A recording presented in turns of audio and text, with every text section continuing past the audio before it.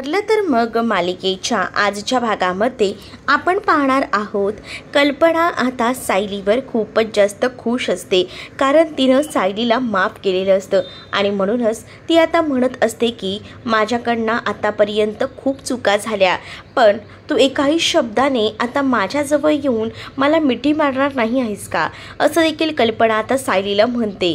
त्याच वेळेला मात्र आता सायली जी आहे ती आता कल्पनाकडे पाहून रडू लागते। कल्पनाचे डोळे पाणावलेले असतात। सायली लगेचच जाऊन कल्पनाला घट्ट अशी मिठी मारते आणि जेव्हा सायली कल्पनाला जाऊन घट्ट अशी मिठी मारते ना, तेव्हा मात्र अर्जुन हा सुद्धा सुखावतो, कारण त्याला सुद्धा खूपच भारी वाटू लागतं। तो सुद्धा खूप जास्त खुश असतो आणि तो एकटक आता पाहत असतो। तर पुढे आता पाहायला मिळतं की सायली आणि कल्पना यांचं नातं हे पुन्हा एकदा व्यवस्थित झालेलं आहे। हे बघूनच खूप जास्त आनंद जो आहे तो अर्जुन त्यासोबत बाकी घरातल्या इतरांनाही होतो। आता प्रताप म्हणतात की चला आता सगळा समेट घडून आलाच आहे, तर आपण ना सुरुवात करायची का आपल्या कामाला, म्हणजेच कसं उशीर व्हायला नको ना, ऑलरेडी उशीर झाला आहे म्हणून म्हटलं। आणि त्याच वेळेला आता पूर्णपणे कामाला सुरुवात करायची, म्हणजे प्राणप्रतिष्ठा वगैरे करायची हे ठरत असतं। अश्विनला मात्र या सगळ्याचा राग येतो। अश्विन म्हणतो तुम्ही सगळीजण खुश असतालच ना, बरोबर, कारण तुम्हाला कुठे काय माहिती आहे, तुम्हाला तुमच्या फक्त या सुनेबद्दल वाटते, तुम्हाला तन्वीबद्दल कुठे काय वाटते, तन्वीबद्दल वाटलं असतं तर एवढा सोहळा तुम्ही साजराच केला नसता, असं देखील आता अश्विन बोलत असतो। त्याच वेळेला आता अश्विनच्या सगळ्या बोलण्याकडे कल्पना प्रताप दुर्लक्ष करतात आणि सायलीलाच उच्च स्थान देत गणपती बसवण्यासाठी सांगतात। त्याच वेळेला आता सायली तर खुश असते। तर मागच्या वर्षी जसं प्रतिमा रविराज यांनी सायलीसोबत मिळून जशी गणपती बाप्पाची प्रतिष्ठापना केली होती तशीच यावर्षी सुद्धा करायला सांगितली जाते। आता तिघही जण मिळून बाप्पाची प्रतिष्ठापना करतात, पण आता सायली आणि अर्जुन हे दोघही जण मिळून जे आहेत ते जोडीने बाप्पाची आरती करत असतात। त्याच वेळेला आता प्रताप आणि कल्पना सुद्धा तिथेच उभे असतात। त्यांना तर अगदीच भरून आलेलं असतं की जे काही चाललेलं आहे त्यामुळेच आता अर्जुन तर खूप जास्त खुश असतो, कारण सगळं काही आता घरात ओके ओके चाललेलं असतं। जे काही त्याला हवं होतं, जे काही त्यांना साध्य करायचं होतं ते तर झालेलं होतं, पण दुसरीकडे मात्र सुमनचं या सगळ्यामध्ये लक्ष नसतं। सुमनला आता असंच वाटत असतं ना की एवढा चांगला आनंदाचा प्रसंग आहे तरीसुद्धा हे आलेले नाही आहेत, हे गेले तरी कुठे असतील, असे अनेक प्रश्न पडत असतात।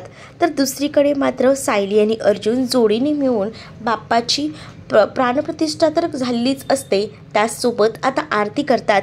दोघंही जण जोडीने आरती करताना मागे सगळेच जण त्यांना प्रतिसाद देखील देत असतात। तर कल्पना त्याचसोबत प्रतिमा यांच्या चेहऱ्यावर तो आनंद स्पष्ट दिसत असतो। अर्जुनची आता आरती झाल्यानंतर सायलीसोबत तिथं आता आलेले असते ती म्हणजे प्रतिमा सुद्धा आता आरती घेते।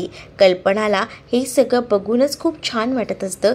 खरं तर तिनं आता ठरवलेलंच असतं ना की जे काही होईल ते योग्यच होईल। तर आता तिघांनीही जोडीने मिळून सुद्धा ही बाप्पाची पूजा केलेली असते। तर दुसरीकडे अर्जुनच्या मनात फक्त हेच असतं की आपण जे काही ठरवलं आहे ते सक्सेस व्हायला हवं, म्हणजेच काय तर आपण आपल्या बायकोला आनंद द्यायला हवा, कारण आपल्या बायकोचा आनंद हा तिच्या घरातल्या लोकांसोबत आहे। तिला तर मी आईसोबत तर समेट घडवून दिलाच, पण काही झालं सुद्धा सायलीचे आई बाबा यांना तर आपण शोधून काढायचंच, असं आता अर्जुन मनातल्या मनात म्हणत असतो। आणि त्यासाठी त्याला आता ही शोध मोहीम करायची असते, म्हणून लवकर घरातना बाहेर जायचं असतं। त्याच वेळेला आता त्याला तो प्रसंग देखील आठवतो जेव्हा आश्रमातील काही गोष्टी ज्या आहेत त्या पोलीस स्टेशनमध्ये ठेवायला दिल्या होत्या आणि जेव्हा सायली आणि अर्जुन तिथे सगळ्या चेकिंगसाठी गेले होते तेव्हा सुद्धा बऱ्याच गोष्टी ज्या आहेत तिथे सापडल्या होत्या आणि त्याच गोष्टींच्या शोधातच आता इथं अर्जुन विचार करत असतो। पण तो ठरवतोही काही झालं तरी सुद्धा या सगळ्या गोष्टीचा तपास घ्यायचाच। तर दुसरीकडे पाहायला मिळतं की आता आरती पूर्ण झालेली असते, सगळ्यांना सायली प्रसाद वाटत असते। जेव्हा आता सायली सगळ्यांनाच प्रसाद देते ना तेव्हा मात्र आता तिथं अश्विनला सुद्धा ती प्रसाद द्यायला जाते, पण अश्विन मात्र सायलीच्या हातून प्रसाद घेत नाही.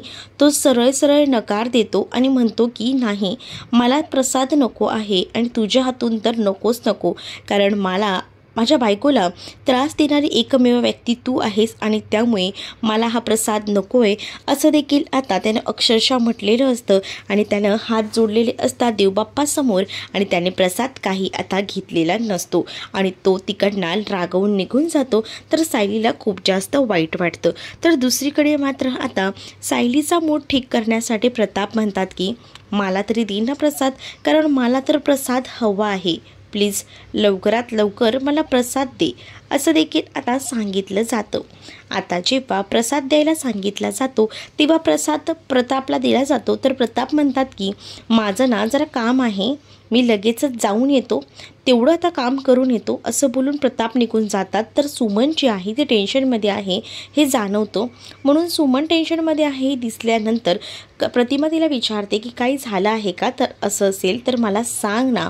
तर सुमन म्हणते की नाही, हे आले नाहीत ना, म्हणून तोच विचार करत होते की कुठे राहिले असतील, असं आता ती कसं तरी विषय मारून घेते आणि ती विषय बदलायचा प्रयत्न करत असते.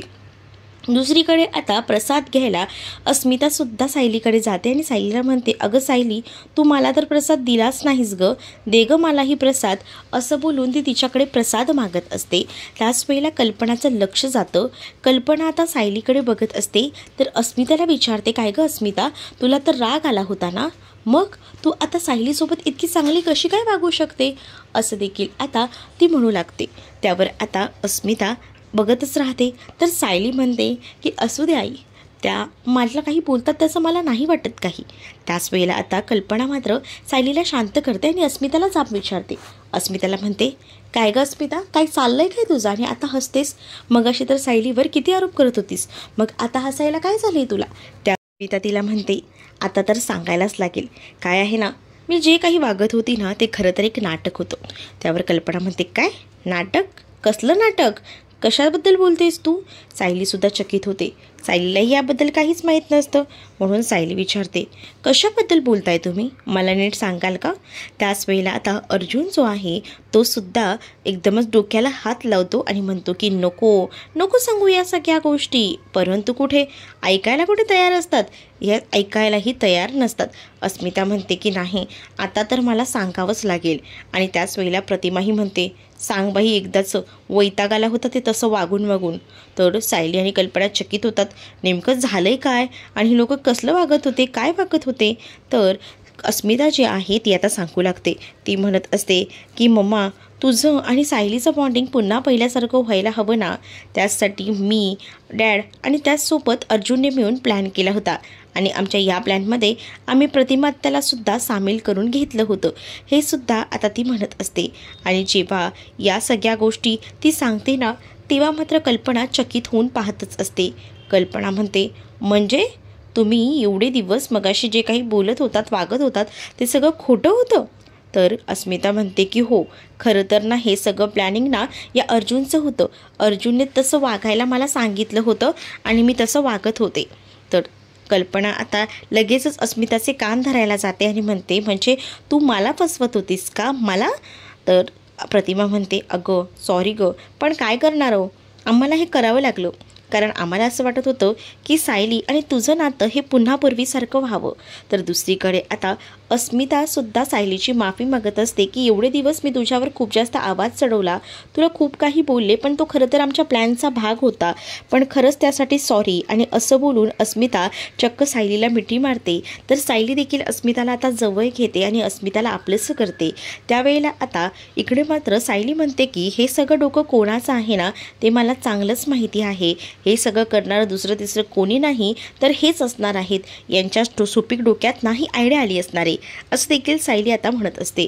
पण आता कल्पना म्हणते की बरं झालं, हे सगळं करण्याची गरज होतीच, कारण आहे ना एवढे सगळे प्रसंग घडत होते, पण तरीसुद्धा मला काही समजतच नव्हतं ना, म्हणजे तुझ्याबद्दलचं मला काही जाणवतच नव्हतं, पण हे सगळं काही झालं त्यावर मला तुझी किंमत तर कळली आणि तुझ्याबद्दल वाटणारं प्रेमही माझं उफाळून आलं, हे सगळं याचमुळे शक्य झालं ना.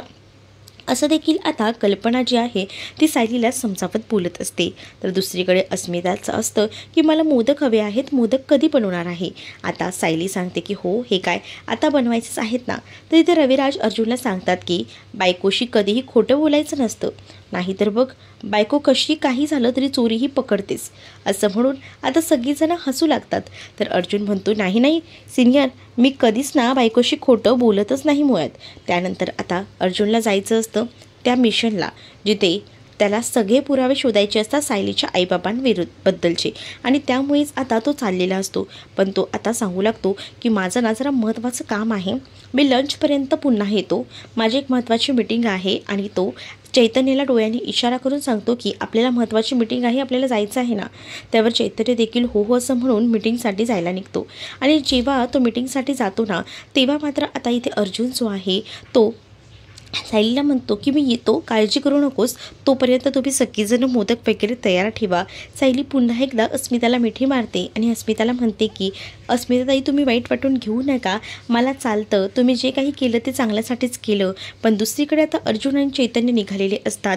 तेव्हा तिथे आता ही सायली आलेली असते आणि सायली जी आहे तिथे येऊन थांबते. आणि सायली आहे ती म्हणू लागते की कुठे चालला आहात तुम्ही, मला माहिती आहात बाहेर जात असाल, पण मी काय म्हणते असं उपाशी जाऊ नका ना, थोडं काहीतरी खाऊन जा ना.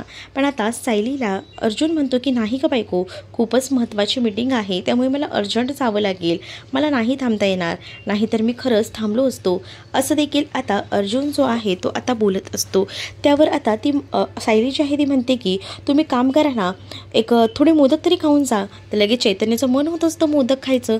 तर लगेच अर्जुन जो आहे तो त्याला डोळ्याने मोठाच इशारा करतो, बोलत असतो काही गरज नाही हा चैतन्य, चल आपल्याला मीटिंगसाठी जायचं आहे. त्याबरोबर आता पण तुम्ही जे काही केलं ना ते चुकीचं केलं, म्हणजेच तुम्हाला मी आतमध्येच बोलणार होते, पण सगळीच जणं होते म्हणून मी बोलले नाही. कारण आहे ना तुम्ही ज्या ज्या काही गोष्टी केलेल्या आहेत ना त्या खूप जास्त चुकीच्या आहेत. आईंना काय वाटलं असेल हे सगळं तुम्ही त्यांना खोटं सांगून केलं, मलाही या गोष्टी माहिती नव्हत्या. पण जर ह्यांना त्या गोष्टीचा इतका त्रास झाला असता तर मग मी काय करणार होते, म्हणजे आईनेच कायमचं माझ्याशी बोलणं टाकलं असतं तर तुम्हाला ह्या सगळ्या गोष्टी आवडल्या असत्या का, आईने माझ्याशी कायम बोललेच नसते तर. असं देखील आता सायली जी आहे ती आता अर्जुनला ओरडत असते आणि बोलत असते. त्यावर अर्जुन जो आहे तो सायलीला म्हणतो की अगं बायको असं काही नाही, आई ना तुझ्यावर नाराज नसणार आहे, मला माहिती आहे. तर दुसरीकडे कल्पनाही तिथे आलेली असते आणि कल्पना तिथे येऊन सायलीला म्हणत असते की सायली वाईट वाटून घेऊ नकोस, सगळं काही ठीक आहे, मला वाईट वाटलेलं नाही आहे. आणि तसंही माझे डोळे उघडायची गरजच होती आणि ते डोळे साक्षात आपल्या अर्जुनने उघडले हेच मला वाटलं. म्हणजेच बघ ना, मधुभाऊंच्या वेळेलासुद्धा माझ्या मनाला पाझर फुटला होता, पण मी उफावून बोलली का, नाही बोलली. मी माझं सगळं बोलणं जे आहे ते दाबून ठेवलं, पण ते कुठेतरी बोलायला हवं होतं, जे मी बोलायला हवं होतं. पण आज काही झालं तरी मी ते बोलले. ते का, तर ते सगळं काही शक्य झालं ते म्हणजे अर्जुनमुळेच तर या सगळ्या गोष्टी बऱ्याचशा शक्य झाल्या आहेत. आणि म्हणूनच मला असं वाटतं ना, अर्जुनने जे केलं आहे ते योग्यच केलं आहे, त्यामध्ये काही चुकीचं केले असं मला वाटत नाही. असं देखील आता कल्पना सायलीला बोलून समजावत असते. पण आता सायली म्हणत असते माझ्या मुलाला आता पुढे त्रास द्यायचा जराही विचार करायचा नाही. जर तू माझ्या मुलाला त्रास द्यायचा जराही विचार केलास ना तर लक्षात ठेव मी तुझं काय करेन ते. त्याबरोबर आता सायली म्हणते की नाही आई, ते बाहेर जात होते ना, म्हणूनच मी विचार केला, त्यांना सांगितलं की जरा खाऊन जा, बस इतकंच. त्यावर अर्जुन म्हणतो की आई मी लगेचच येतो, माझं जरा काम आहे ना महत्त्वाचं, मीटिंग आहे म्हणून मी चाललो आहे. असं बोलून तो आता तिकडनं जायला निघतो. तर दुसरीकडे मात्र सायली जी आहे तीसुद्धा आता कल्पनाला म्हणत असते की आई आज मला इतका आनंद झाला आहे ना की मी काय सांगू, मी तो आनंद शब्दातही व्यक्त करू शकत नाही, इतका मोठा आनंद मला आज झालेला आहे. असं देखील आता कल्पनाला सायली म्हणत असते. तिला खूपच भारी वाटत असतं, कारण आज तिला तिचं कुटुंब, तिची आई सगळीच जणं पुन्हा मिळालेली असतात, त्यामुळे ती खूप जास्त खुश असते. पण अर्जुनही बाहेर गेलेला असतो म्हणून तिचं आता लक्ष लागत नसतं. ती विचार करत असते की अर्जुन कुठे गेला असेल, काय करत असेल, असे अनेक विचार तिच्या डोक्यात येत असतात. पण काय करणार, अर्जुनला काम आहे म्हटल्यावर अर्जुनला तर जावंच लागेल आणि आपणही त्याची अडवणूक करू शकत नाही. म्हणूनच सायली जी आहे ती आता शांत राहते. पण तिचं आता कल्पनामुळे खूप जास्त मूड रिफ्रेश झालेला असतो. ती म्हणत असते की चला, खऱ्या अर्थाने मला माझं कुटुंब, मला सगळं काही मिळालं, यातच मी खुश आहे, असं देखील सायलीचं म्हणणं असतं.